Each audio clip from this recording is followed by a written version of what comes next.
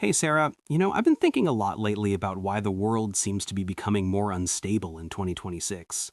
Like with all the news about conflicts and changes everywhere, it just feels overwhelming sometimes. What do you think is going on? Yeah, Maurice, I get what you're saying because I've been feeling that too, especially when I watch the news at night. It makes me worried, about the future. I think one big reason is all the political tensions building up between countries, like arguments that never end. That's true, Sarah. And when you mentioned the news, it reminded me of how it affects us personally. For me, it's also the economic stuff, like prices going up everywhere, making life harder for families. It kind of stresses everyone out, don't you agree? Exactly, Maurice. I understand what you mean about the economy because I've seen it in my own life with groceries costing more each week. And that stress, it leads to more arguments in society?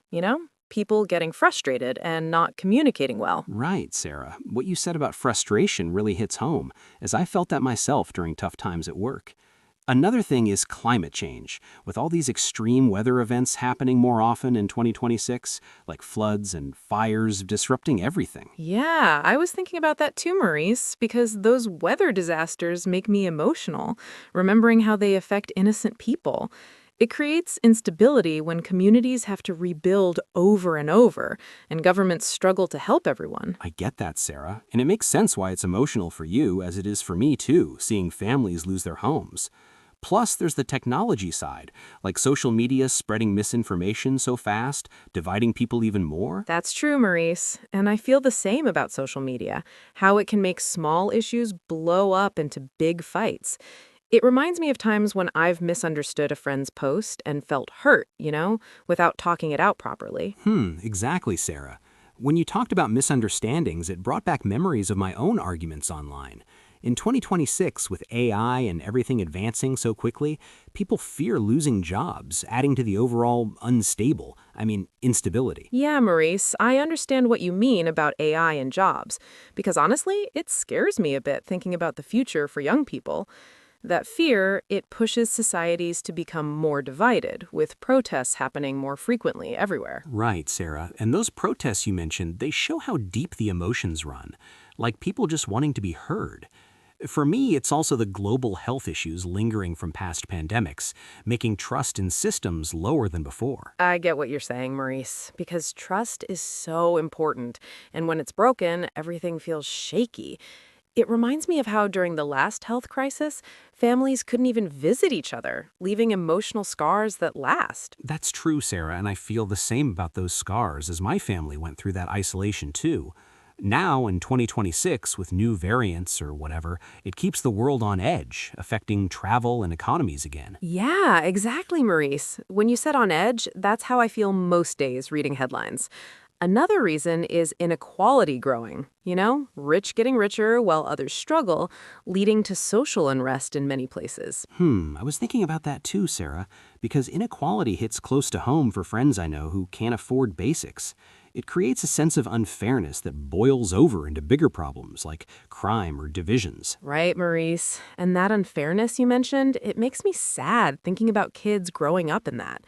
Personally, I feel helpless sometimes, but then I remember how small actions can help, like supporting local communities. Yeah, I get that feeling of helplessness, Sarah, because I've had those moments lying awake at night. But what you said about small actions inspires me, like maybe learning to communicate better could bridge some gaps. That's true, Maurice, and I feel the same inspiration from your words, as communication is key in unstable times.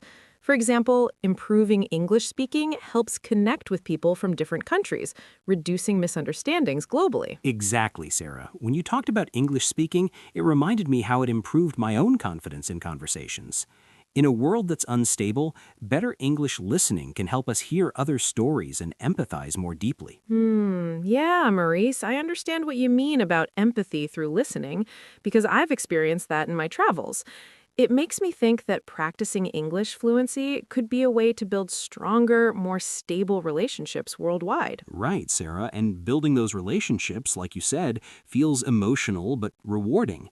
Personally, when I learn English, it helps me express my feelings better, especially during tough discussions about world issues. I get what you're saying, Maurice, because expressing feelings clearly reduces conflicts. That reminds me of a time when better communication in English helped me resolve a misunderstanding with a colleague from abroad. Yeah, that's true, Sarah, and your story about the colleague touches me, as I've had similar experiences at work. In 2026, with the world unstable, improving communication might prevent small issues from becoming big crises. Exactly, Maurice. When you mentioned preventing crises, it makes sense because honest talks can heal divisions. I feel hopeful thinking about how English fluency classes could teach people to discuss problems calmly and supportively. Was thinking about that too, Sarah, and your hopefulness warms me inside. For solutions, maybe starting with education, like encouraging kids to learn English early to foster global understanding from young. Right. Yeah, Maurice, education is a great point, and I feel the same about starting young. It reminds me of my niece, who's beginning to improve her English listening, and it already makes her more curious about the world. That's true, Sarah, and hearing about your niece brings a smile, because curiosity leads to stability. Another practical solution could be more international dialogues, using simple English to share personal stories and reduce fears. I get that, Maurice, and sharing stories, like you said, sounds so human and connecting. Personally, I've found that practicing English speaking in groups helps build confidence, which is needed in unstable times. Yeah, exactly, Sarah. Confidence from practice is what I needed too, and it changed how I handle stress. In 2026, with all this instability, governments could promote programs to improve communication across borders. Right, Maurice. Programs like that would be supportive, and I understand why they'd help emotionally. It makes me think of online communities where people learn English together, sharing feelings about world events. That's true, Sarah, and online communities, as you mentioned, have helped me feel less alone. For personal feelings, the instability makes me anxious, but talking like this with you calms me down a bit. Yeah, I feel the same anxiety, Maurice, and this conversation is calming for me, too. What you said earlier about feeling less alone reminds me how important gentle reactions are in talks. Exactly, Sarah. Gentle reactions build trust, and I get what you mean about their importance. Another why for instability is migration issues, with people moving due to wars or climate, straining resources everywhere. Right, Maurice. Migration is tough. And when you brought it up, it stirred emotions in me thinking of refugee stories. Personally, I feel we need more empathy, perhaps through better English fluency to understand their experiences. Yeah, empathy through language is spot on, and your words touch my heart.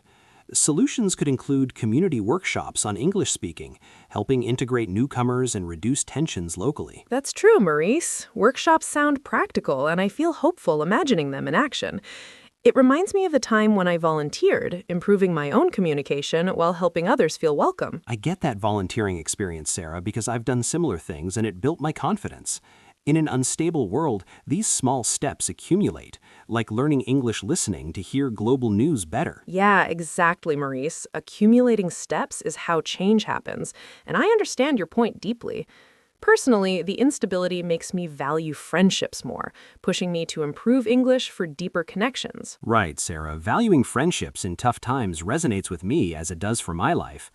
Another factor is cyber threats rising in 2026, hacking systems and spreading fear online. That's true, Maurice. Cyber threats scare me too, and when you said spreading fear, it hit close.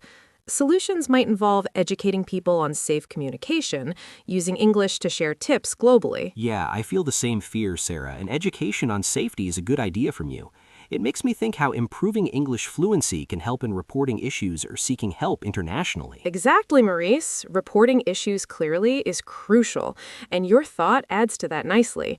For me, the emotional side is feeling disconnected, but conversations like this rebuild that connection slowly. Right, Sarah. Rebuilding connection emotionally is what we need, and I get your feeling of disconnection.